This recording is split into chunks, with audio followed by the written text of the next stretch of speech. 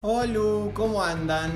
Hoy vamos a hablar un poquito, me escupí, de orientación vocacional. ¿Qué es la orientación vocacional? Es una cosa que queda relegada. También estoy un poco fumado, entonces es el primer video que hago fumado. Ay, yo entendía a los drogadictos. Y puede ser un riesgo, porque si me sale bien, ya después va a ser el cúmulo del fumata. La orientación vocacional es una cosa que te hacen a los 17, 18 años, 16, 15, más o menos por ahí, decir, bueno, a ver, vos, cuyo único objetivo en la vida ahora es hacerte 19 pajas por día, decidí de qué se va a tratar toda tu vida. Y la verdad que no funciona así. No funciona porque primero que la pregunta sobre qué tengo ganas de hacer debería ser una cosa que vos te hagas. No te digo todos los días porque si no la locurita de quiero esto o no a diario. Pero sí más o menos cada 2-3 años. También soy una persona muy terapizada. Entonces todo el tiempo la pregunta de si el deseo o no el deseo. Pero bueno, más o menos te vas orientando por lo que querés hacer y lo que no. Voy a tomar un poquito de agua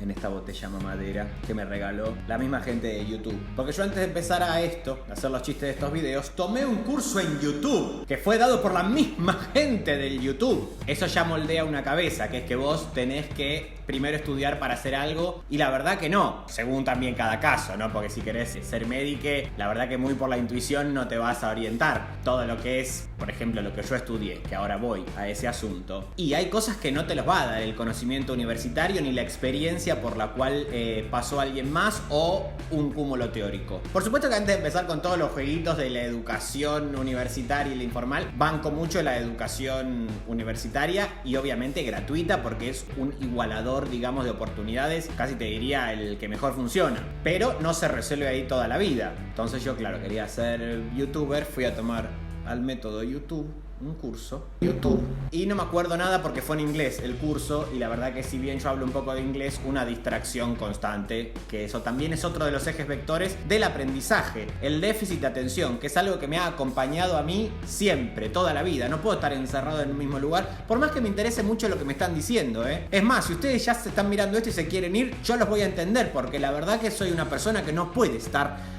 continuamente siguiendo una línea. No me lo tomo personal. Si ¿sabes qué? Andate. Nah, mentira, quédate y suscríbete, porque hay que suscribirse a este canal. Vos pones suscribirte, pones la campanita y de repente te empiezan a llegar a tu casa. Suscríbete.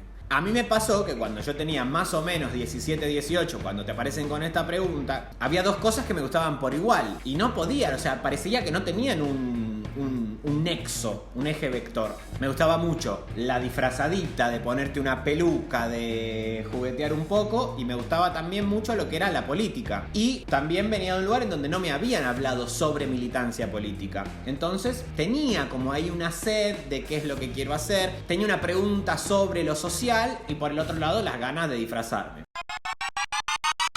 En ese momento aparecía mucho la pregunta o el mandato de vas a tener que elegir uno de los dos caminos. Y yo la verdad que no tenía en claro nada, pero sí podía seguir esa intuición de que en algún momento esas dos cositas se iban a llevar bien. Entonces empecé a estudiar ciencia política al mismo tiempo que trabajaba en una compañía de teatro infantil. Es decir, todo lo que es Weber, Marx, Foucault, etc. Todo esto yo lo leí vestido de oso, en los camarines. Y cuando digo oso, es literalmente un oso. Oso, duende, he sido conejo. Bueno, he sido prácticamente todos los animales sabidos y por haber, y todos los personajitos de infantiles, que eso también sería lindo para comentar en otro momento. Pero puedo tener problemas con esta gente porque hacíamos cosas que no estaban bien dentro de un infantil.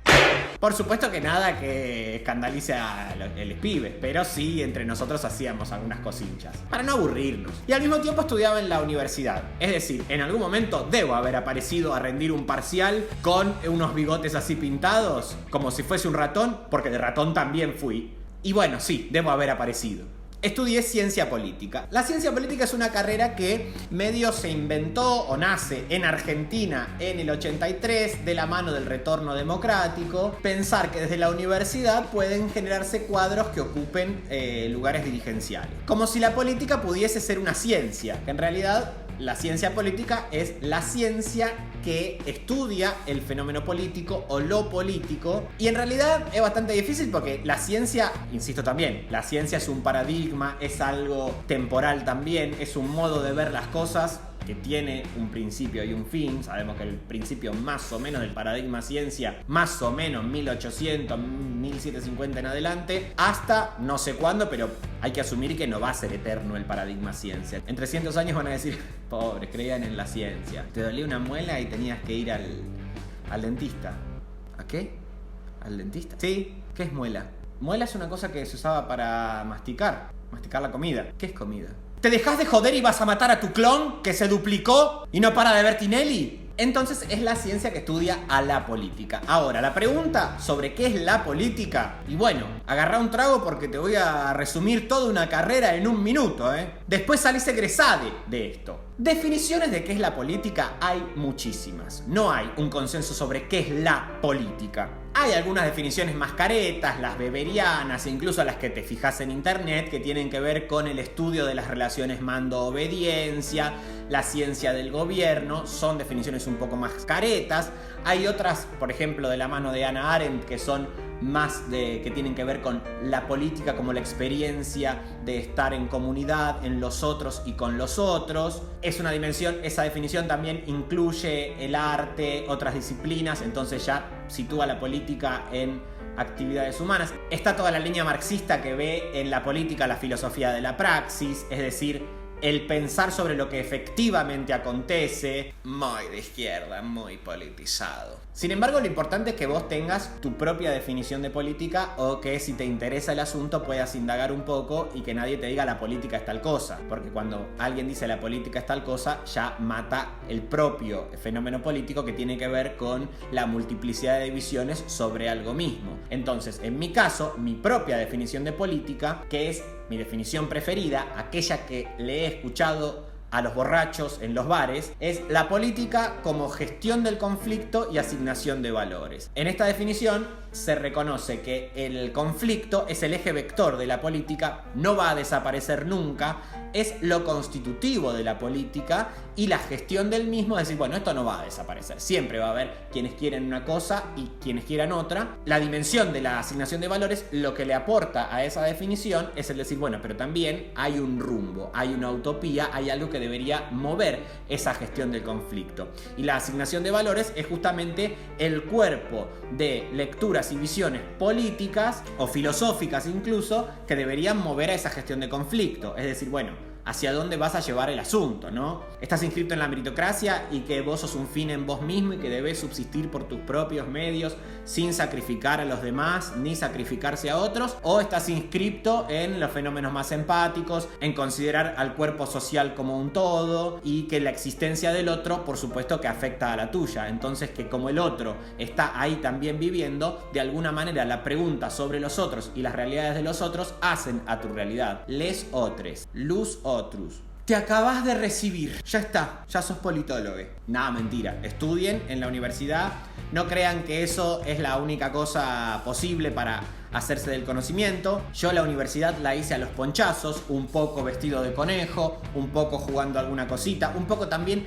A mí las clases me interesaban muchísimo, pero en un momento me tenía que ir. Nunca estuve 4 horas, que seguramente hoy en día, en el marco pandémico, todo el mundo se da cuenta de la imposibilidad de estar 4 horas, 3 horas en el mismo asunto. Dale que dale, dale que dale. Y la mente se te dispersa porque además estamos interpelados por un montón de dispositivos que te llaman de distintos lugares, llaman en el sentido de que capturan tu atención, entonces es imposible estar reflexionando sobre un mismo asunto y masticando una misma cosa. Entonces no hagan esas clases de 2, 4 horas porque es prácticamente violencia, te digo. Y tampoco jodan a los profesores, hacen lo que pueden. Yo me iba mucho en esa época, cursaba en Parque Centenario. Nos íbamos con una compañera, fumábamos la marihuana en el Parque Centenario. Me gustaría que ella dé testimonio. Y ya en el momento estaba jodiendo con lo del censo de cisnes de otra manera, porque era como nos poníamos a contar los patos que había ahí en Parque Centenario. Y contábamos un pato en vez de estar aprendiendo adentro de la universidad pública, pagada con los impuestos de la gente. ¿Ves? Para eso quieren los impuestos. Para ir a contar los patos y fumar la marihuana. Edith, cortame las uñas, ¿querés? Las de la espalda.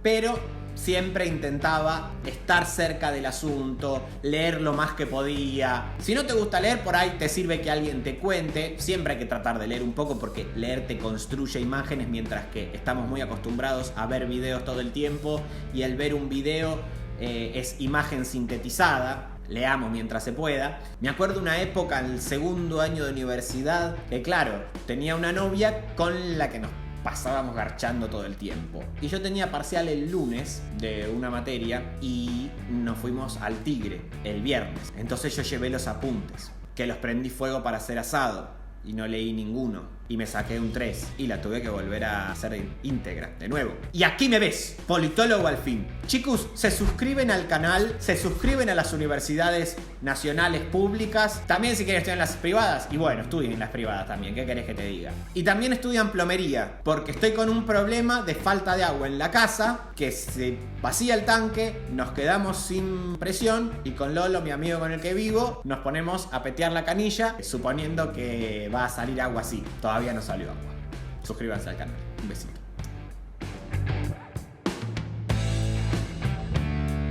YouTube. Hola, soy Marina Fernández, ex compañera de la Facultad de Martín, allá por el año 2007-2008, y doy fe lo que dice Martín. Es verdad que cuando estábamos cursando nos íbamos a fumar porro al Parque Centenario a contar los patos que había en la laguna, y también hacíamos encuestas a las personas sobre si estaban a favor o en contra de las palomas.